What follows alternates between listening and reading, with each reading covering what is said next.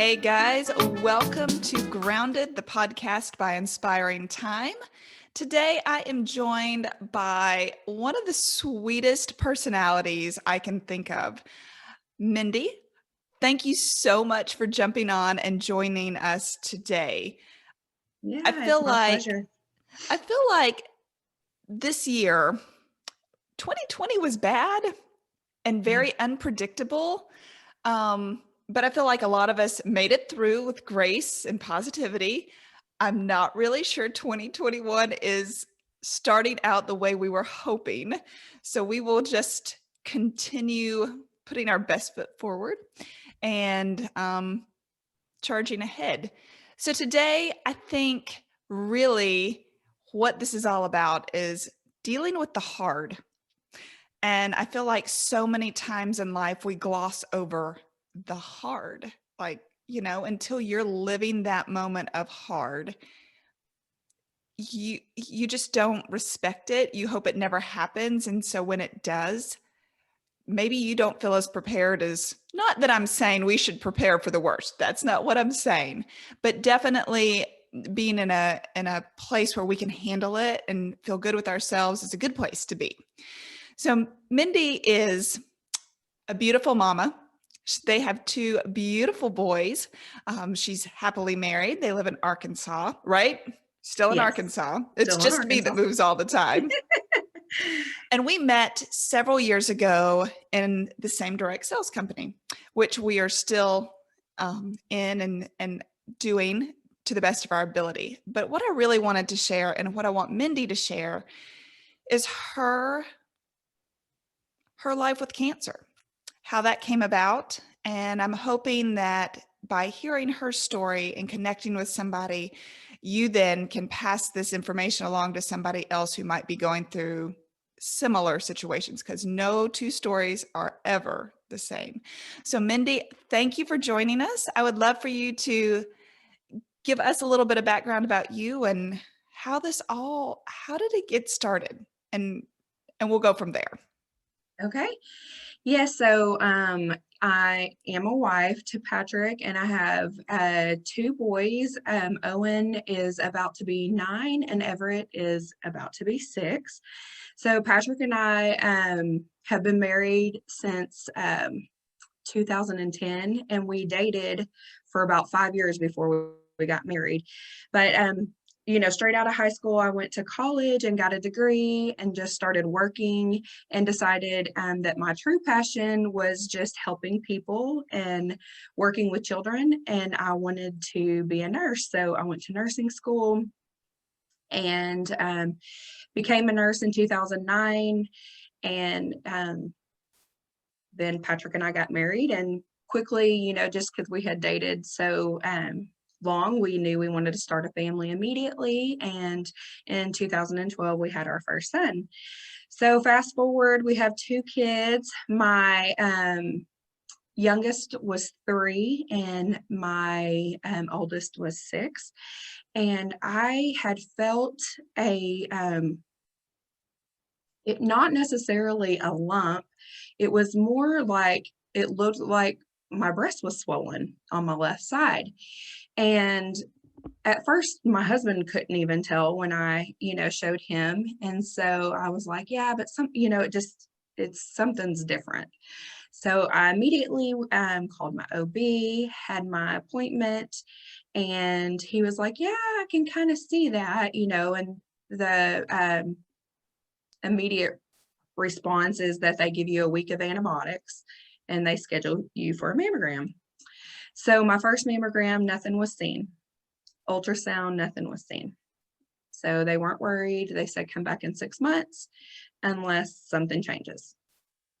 So it was almost my 6-month mark, and my breast just really started swelling to the point where it looked like I had an implant.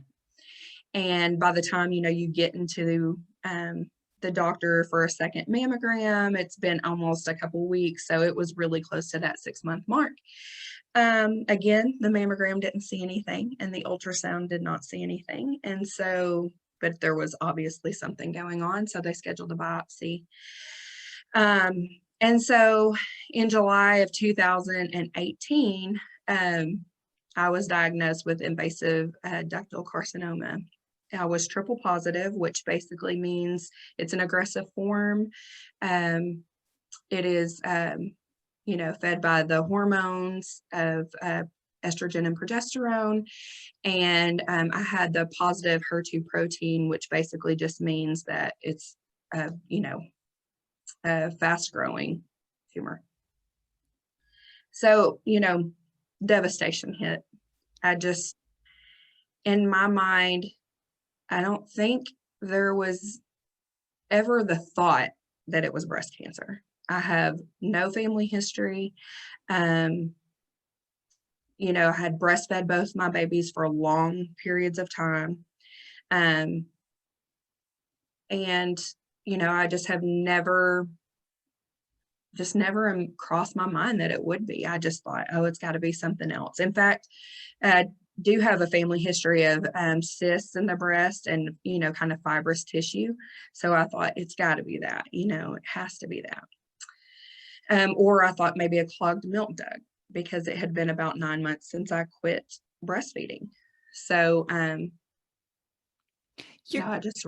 I really didn't think it was that.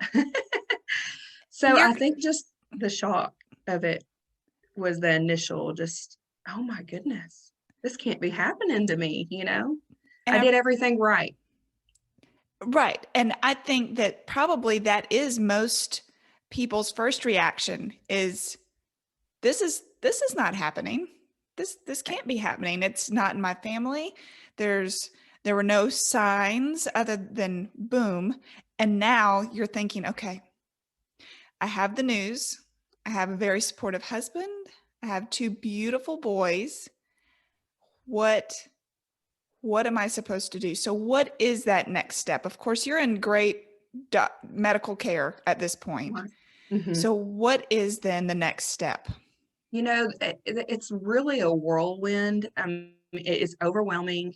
Coming from someone who is in the medical field, I can't imagine someone who's not in the medical field. Just understanding that, it's so fast. Everything's so fast to get you in and to be seen by a surgeon, to, start talking about the hard talks of what your next couple years are going to look like. And, it's all based on, what scans look like. And it's just overwhelming, and then, I think also being in the medical field, it was hard for me because I did all the right things as far as going and getting a mammogram. So I think I had a little bit of not so much anger, just not trusting anything, because what you're supposed to do, it didn't show anything.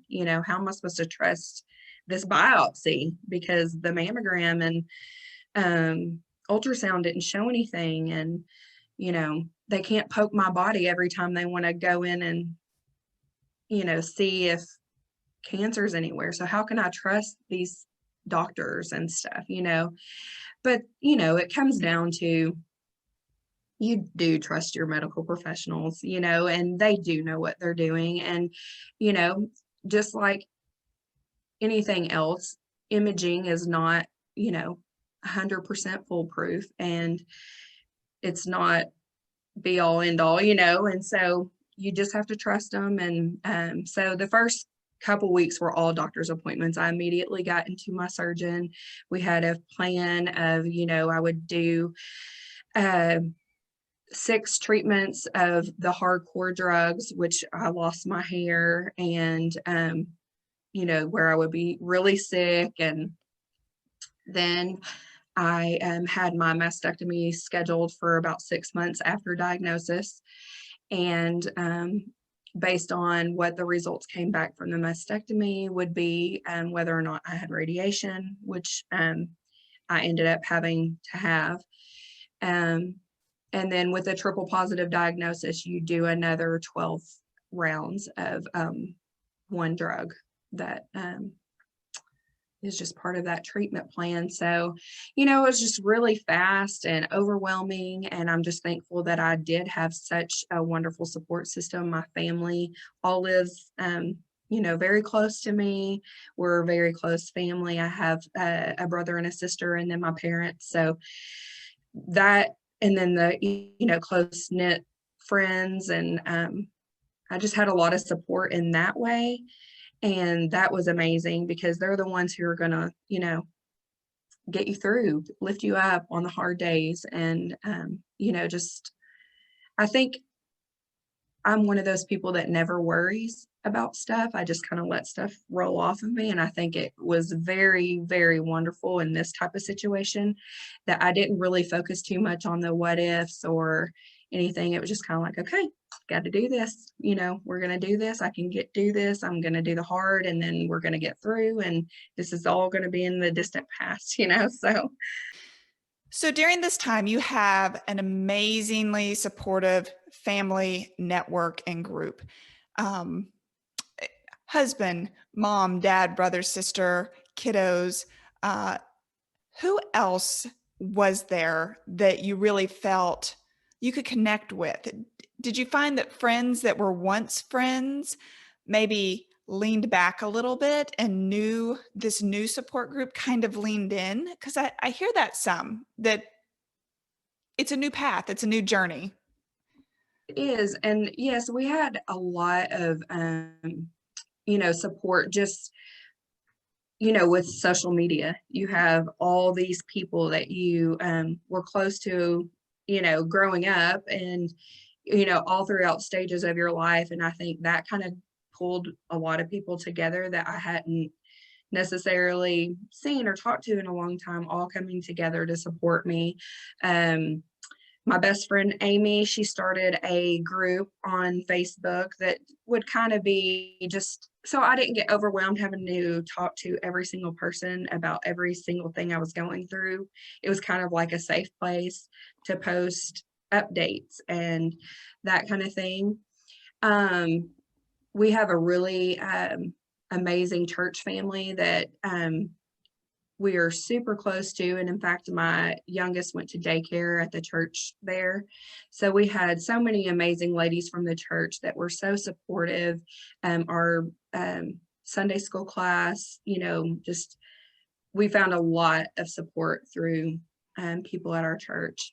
And then, I think that God just puts people in your life when these kind of things happen. And I was actually at a boutique and picking up something that I had ordered. And this was after surgery. And a woman came up to me and she's like, I noticed that you've had a mastectomy.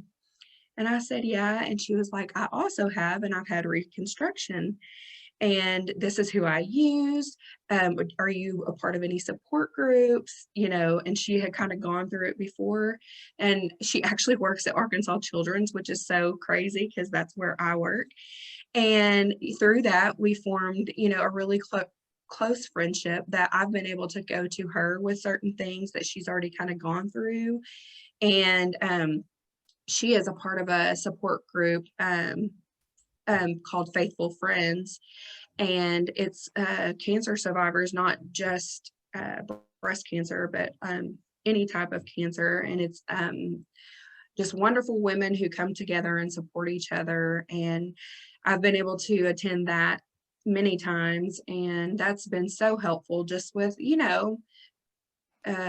making sure like your side effects and stuff is normal and that, they have different medications to ask your physicians about and that kind of stuff. So that was really a blessing for me, is meeting all these wonderful women who have gone before me and who were able to help with my treatment.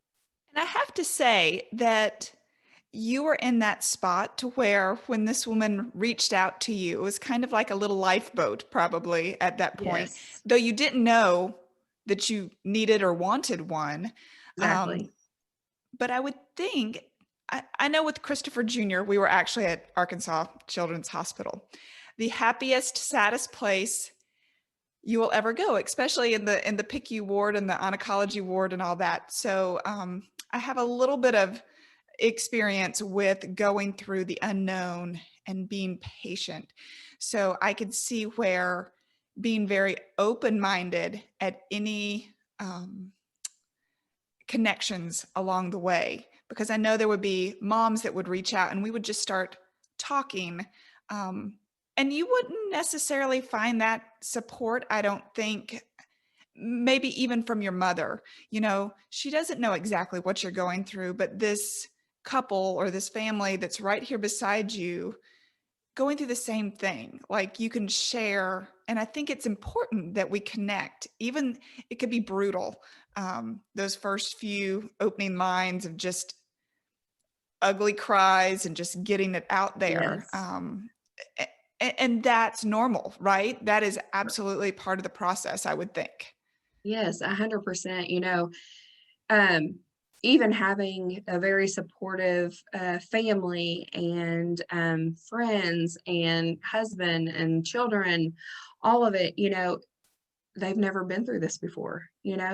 And there's it's kind of hard to talk to them about your fears, and sometimes I think just getting those fears out is kind of like, okay, phew, I got that off my chest. Now I don't have to worry about it anymore. But you don't want to express those things to the people that love you and are worried about you as well. So I think that the support group was very helpful, just because it was an open space to talk about those fears and get it out, and not feel like I'm gonna burden my family with that. One thing that I've been recently going through is, once the treatment's done and you're at the doctor all of the time, and you're just so focused on fighting it and beating it. And then once you do, there's this moment of, now what? Now I'm left with all these thoughts in my mind, and processing everything that happened to your body, and the lasting effects of treatment. It doesn't just go away when you stop medicine. It actually usually lasts 1 to 2 years at minimum. And that's kind of something I'm going through now, is where and COVID has kind of helped that too, where you're not as busy. You have a lot of this time on your hands, and your mind can be the enemy, trying to get through all of those emotions. And what I've come to find is that at some point you have to face those fears. You have to, at some point in your journey, you know, process that. I mean, it's kind of like a trauma that happened to you. And you kind of go almost like through stages of grief, of loss. You've lost your old life of not worrying, and um, you know, thinking about, am I going to leave my family at 40 years old, young children. Um, and I've always been a very positive person, and so when facing these kind of thoughts, I'm just like, oh my goodness, what's wrong with me? And so I've started actually talking to a therapist, and she is through CAR-TI, which has been such a blessing because she deals with this all the time, and she's had 30 years experience. So there's nothing that I'm going to say that she hasn't heard, you Right. know, and that's been amazing. I think the first therapy session I cried the whole time, just letting all of it out and what I've been feeling. And then, but getting the validation that everything you're going through is normal. And at some point, you have to process all of this, and to move on, you have to go through this part of um, opening up and, facing those fears, and even, talking to your husband about them, even though you don't want to. Well, when And you're so, you're supposed to be the positive one, sharing in this journey of raising children and going through life, then yes, I'm sure you feel like you can't let that part of your responsibility down, because that's what we feel when we're married. It's a responsibility to our family, a commitment to our family. Speaking of, commitment.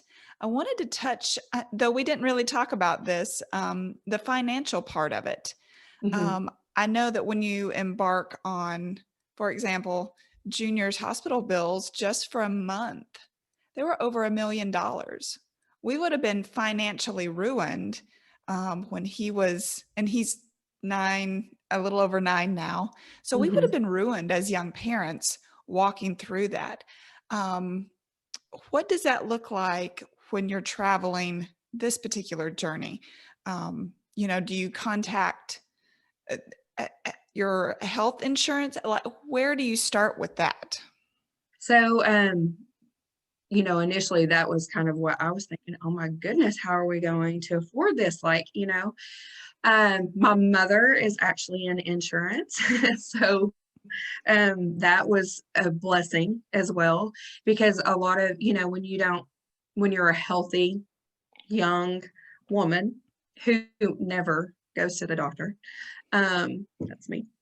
Um, I didn't know about, I knew about copays and, deductibles and all of that. But still, when you're thinking about a deductible, you're still like 20% of $1 million, you're just thinking all these things, and so, most insurance companies have a max out of pocket that is, that, um, patients have to pay or are responsible for.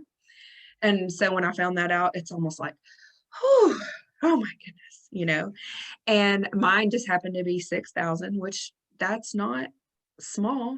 We didn't just have $6,000 laying around to pay for treatment, And the hospital institution that I was at was pretty amazing. Then they had some financial advisors that, actually contacted me, and a few of the drugs that I was on, they had grants for. Um, and so, um, and they were like basically 100% paid. And you got so much money within the year to put towards that medication.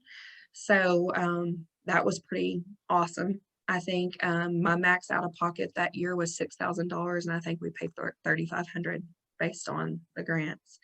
And there was still some financial strain because I had just moved jobs within the hospital 9 months prior to my diagnosis. And I was already part time, but I would pick up shifts in where I used to work in the unit to make up for, that was our fun money, kind of saved to take our trips and, you know, do that kind of stuff. So when you're on chemo and you're immunocompromised and all of that, the last thing that your physicians want you doing is picking up in a unit where you might possibly catch something or get sick. So I went 9 months without being able to work in the unit extra. And, when you work that shift all the time, it becomes part of your income. So the loss of that, yeah, it was a strain, plus the extra 3,500 in medical bills. And, but, you find a way. And, we prayed hard about it. And we had a couple of fundraisers that friends put on to help. One of them was a t-shirt, or I have the sweatshirt that t-shirt. people could Mindy's Mob.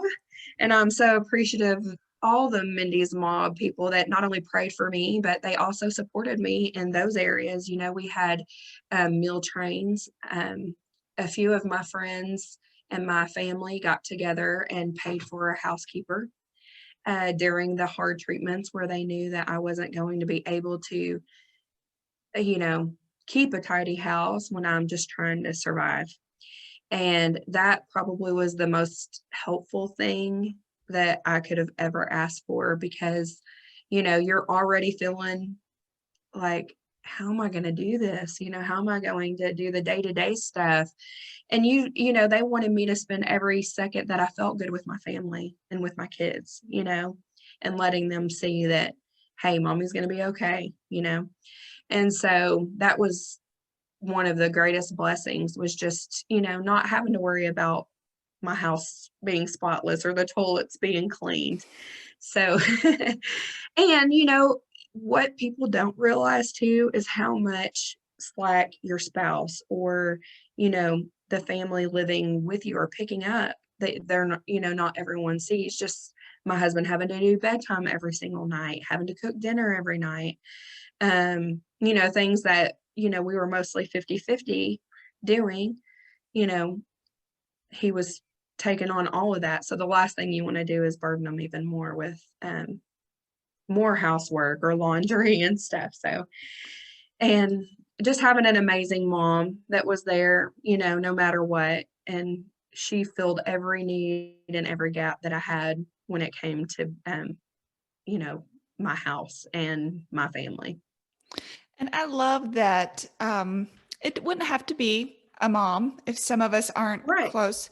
The point being is that you've reached out, you've found help, you have a support group, you feel financially stable. So just by reaching out, you found that there was plenty of resources that could be tapped into. Maybe they weren't perfect, but they were helpful, and all you had to do was ask, and there were resources right And there. people want to help. That's the thing is you have all these people reaching out. What can I do? What does she need?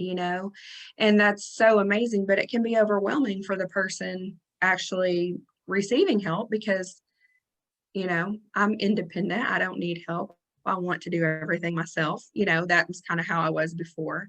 So it is overwhelming when everyone is, wanting to do something. And so one thing I would just say is just let people do it. It's their form of, being there with you, when they can't physically be there at every doctor's appointment or treatment, that's their way of being there for you is, picking up the slack, and helping in ways that you had never thought of would be so helpful. And I'm sure some of the time you didn't even realize that you needed that until you got Right. it, and it really was the greatest blessing right there in that moment. It really was. Well, as we kind of close this down a little bit, you started out with a bubbly, positive personality. And now you've come out the other side, which I know at this point, you're never necessarily free and clear. There's always, the concern of what if and what could. But do you live differently now? Do you take the small things more into consideration? Take time to smell the roses? Yes, absolutely. One thing that, I had done previously, which really stands out now about what has changed is, um, always working. If there was a available shift or, an extra bonus added on top of working so many shifts, I was the first one to jump on it, and I was like, this will pay for this and this will, we can do this and this trip and spring break and all the things. Um, and which is wonderful. I love my job. It is very fulfilling. But I took some time, I think taking that time of going through treatment and actually getting to slow down. And that's just it, slow down. We were always going, whether it was work, sports, which is wonderful and keeps your kids active. But, we didn't always make time for us, And one thing just going through and having, like being forced to slow down, it's kind of like, man, I miss my kids, I miss sitting around the table every night having dinner. And I miss, spending the weekend not going, 90 to nothing and being able to have this extra time. So moving forward, of course, my kids are back in sports because it's something that they love, but the time that we do have together, we've kind of, you know, we're more intentional with our time and, getting in the floor and playing with our kids and going outside and shooting basketball with with the kids and just being more intentional and getting off our phones more and trying to, just love on each other as much as we can and make the time that we do have together more memorable. So I've definitely worked less this past couple years, and just, we can always make money, and really what our kids want is our time. So, It's and time true. is precious and we're not guaranteed tomorrow. So you need to make the, most of the time that you do have. And I think that's kind of our mentality here lately. So, and COVID has helped that too, just not being able to go anywhere. There have definitely been blessings in that hard as well. Definitely compounded this past year a little bit. Yes. Oh my goodness. Thank you so much for jumping on, sharing your story. I know that it's helpful, but it's also hard to relive those moments of, first finding out. So I think that this is such a great way for people to understand both sides, whether you're going through the cancer trauma or if you're trying to help somebody, and just knowing what might be a good resource to them and where you need to be to facilitate that. So thank you so much. Yes, thank you. I know one thing that I found out just being open and honest about it all is that you're able to help other people. And I know that's not for everyone, but I had so many people, reach out to me, and, even sisters in our own company that had gone through similar things.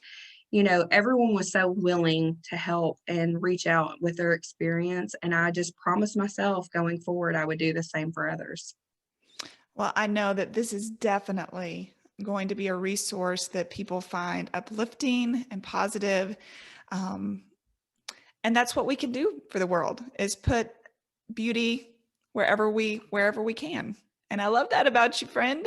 Oh, well, thank you. I appreciate you so much and allowing me to do this. Well, thank you for being here.